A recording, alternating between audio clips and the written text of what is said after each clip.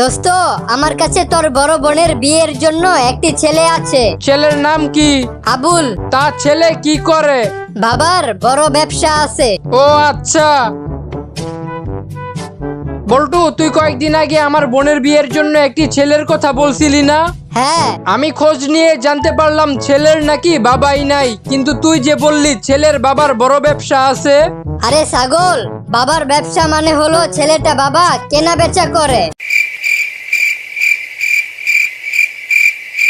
বল্টু, বাবা নিয়ে একটি বাক্য বল। আপনি 3 দিন আপনার বাবার ব্যবসা সামলান, সমাজ আপনাকে দেখবে না, কিন্তু একদিন শুধু বাবার ব্যবসা করে দেখেন, সমাজ আপনাকে নিয়ে ঠিকই বিচার শুরু করবে। এই যে আপু, আপনার নামটা একটু বলবেন? আমার নাম আম্মা। এই নামে যে আপনাকে ডাকবে, আমি তার আব্বা। সবাই শোনেন, আগামী মাস থেকে আমরা যৌতুক বিরোধী আন্দোলন করব। আগামী মাস থেকে কেন? চলেন এই মাস থেকেই শুরু করি। আরে না, এই মাসে আমার ছেলের বিয়ে আর আগামী মাসে আমার মেয়ের বিয়ে। মদ খেলে তোমাকে অনেক সুন্দর দেখায়। কই, আমি তো মদ খাইনি। আরে আমি আমার কথা বললাম।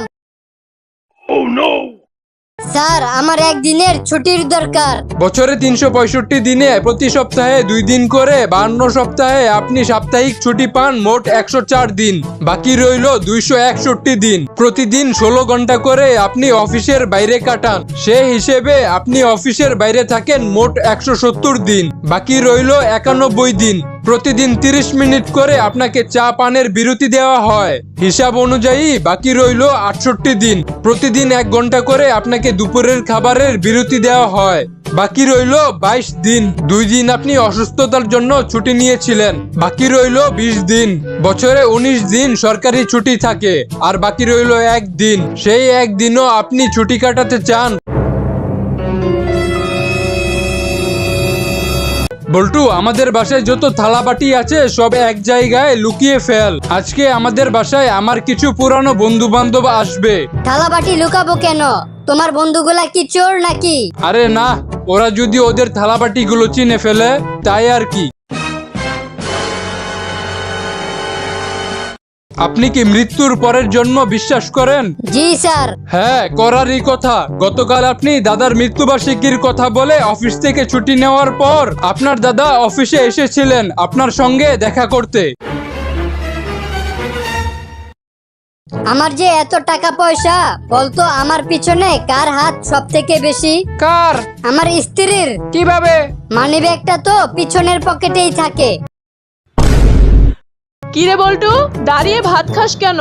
এখন থেকে দাঁড়িয়েই খাবো। কেন? এই অপমান আর সহ্য হয় না। বাবা প্রতিদিন বলে এত বড় ছেলে বসে বসে খায়, তাই। ডাক্তার, আমার দাদা তাল গাছের উপর থেকে লাফ দিয়ে মাটিতে পড়ে ব্যথা পাইছে, তাড়াতাড়ি কিছু করেন। এই নেন গুড়া কৃমি মারার ওষুধ। দূর মিয়া, আপনি কি আমার সাথে ফাজলামি করেন? আপনি আমার দাদাকে ব্যথা কমানোর ঔষধ না দিয়ে কৃমি মারার ঔষধ দিতাছেন কেন? পুটকির মধ্যে গোড়া কৃমি কামড় না দিলে তো এই বয়সে তাল গাছের উপর ওঠার কথা না। তাই আগে আপনার দাদার গোড়া কৃমি গুলা মারতে হবে। বল্টু, তোর বাবার নাম কি?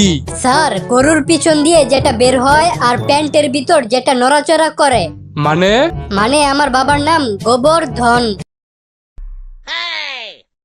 বল্টু, তোমার সাথে আমার কিছু গুরুত্বপূর্ণ কথা আছে। তুমি যদি অনুমতি দাও তাহলে আমি সব খুলে বলবো। আরে ভালো কাজে অনুমতি লাগে না, তুমি খোলো। স্যার, কেউ যদি রোজা রেখে ভুলে পানি খেয়ে ফেলে তাহলে কি তার রোজা ভেঙে যায়? না, ভুল করে পানি খাইলে রোজা ভাঙে না। আর যদি কেউ ইচ্ছা কইরা ভুল করে পানি খায় তাহলে? দোস্ত জানোস, বিয়ে করার জন্য কালকে একটা পাত্রী দেখতে গেছিলাম। তারপর? পাত্রী এসে আমাকে নাস্তা দিয়ে গেছে দুধ আর আনারস। বলতো কেমনটা লাগে? পাত্রীর বয়ফ্রেন্ড আছে বললেই তো হয়, আমাকে জানে মারার দরকার কি? বল্টু, তুমি আগে আমাকে মুলা কিনে খাওয়াইতা, এখন খাওয়াও না কেন?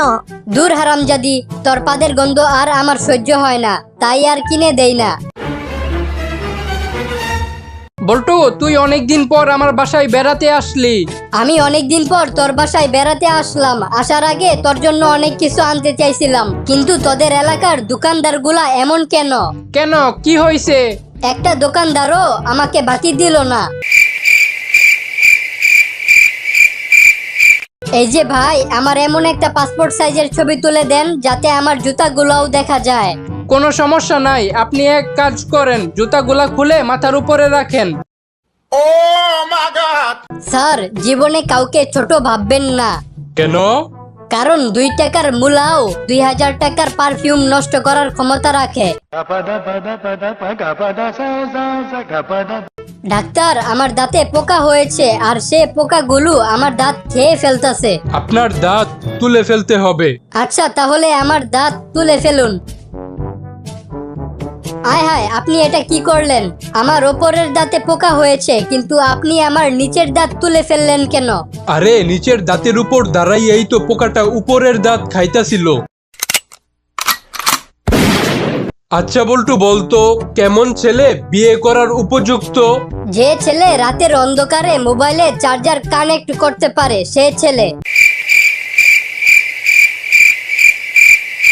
বল্টু, কালকে আমার বিয়ের অনুষ্ঠানে অনেক খরচ হয়।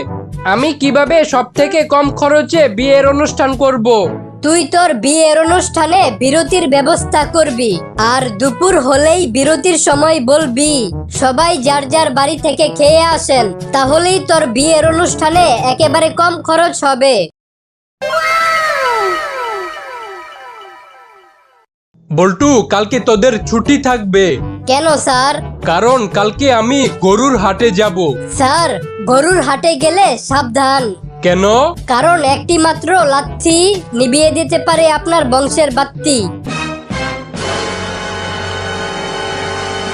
জানোস দোস্ত, সেদিন কাগজ দিয়ে নৌকা বানাইতেছিলাম আর পানিতে ভাসাইতেছিলাম, নৌকা বানাইতেছিলাম আর পানিতে ভাসাইতেছিলাম। এভাবে অনেকগুলা নৌকা বানিয়ে পানিতে ভাসিয়ে খেলতে খেলতে পুরা ছোটবেলায় ফিরে গেছিলাম। তারপর? হঠাৎ বাতাস আইসা একটা নৌকারে উল্টায় দিল। ব্যাস, নৌকার উল্টা পার্ট দেখা আবার বড় বেলায় ফিরে আসলাম। আচ্ছা জান, তোমার শাড়ি পরা একটা ছবি দাও তো আমাকে। আমি শাড়ি পরি না। আচ্ছা ঠিক আছে, শাড়ি না পইরাই দাও। বল্টু, কালকে তোর হাতে 12 ইঞ্চি লম্বা একটা ফোন দেখলাম। তা তুই এত লম্বা ফোন পাইলি কোথায়? পাহাড়ের পিছে এক সাধু বাবা বসে, তার কাছে মানুষ যা চায় তাই পায়, আর উনি আমাকে ওই 12 ইঞ্চি লম্বা ফোন দিছে। কি কস? তাহলে আজকেই আমি ওই সাধু বাবার কাছে যাব আর একটা জিনিস চাইবো। একটা কথা মনে রাখিস, উনি কিন্তু কানে কম শুনে, তাই একটু জোরে জোরে কথা বলিস। আচ্ছা ঠিক আছে। কিরে, তোর মন খারাপ কেন?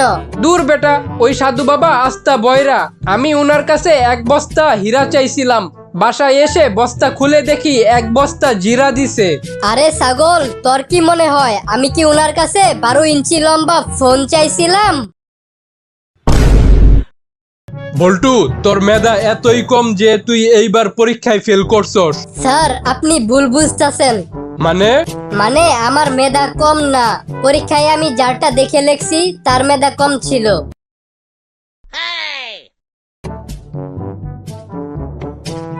বল্টু, আজকে টিভিতে খবর দেখছো? কই না তো। কেন, কি হয়েছে? এক লোক তার গার্লফ্রেন্ডকে নিয়ে তার বউকে মেরে ফেলেছে। আরে তুমি কোনো টেনশন কইরো না, আমার গার্লফ্রেন্ড আবার ওরকম না।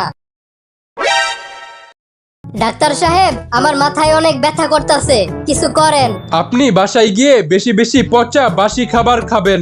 পচা বাসি খাবার খেলে কি আমার মাথা ব্যথা কমবে? আরে না, আপনি পচা বাসি খাবার খেলে আপনার পাতলা পায়খানা হবে, আর পাতলা পায়খানা হলে আপনি আমার কাছে আসবেন আর আমি আপনার পাতলা পায়খানার চিকিৎসা করব। ওই মাথা ব্যথার চিকিৎসা আমি জানি না।